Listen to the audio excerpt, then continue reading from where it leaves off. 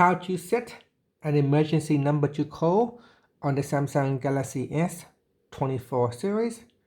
First, tap on the home button to return back to the home screen. And from the home screen, swipe down at the top, then tap on the settings icon. Next, in the settings page, scroll down, then tap on safety and emergency. After that, tap on emergency SOS. Now scroll down and then tap on emergency number to call. Next, tap on custom number, and in here you'll be able to set your own emergency number. Then tap on done, and then tap on the back key.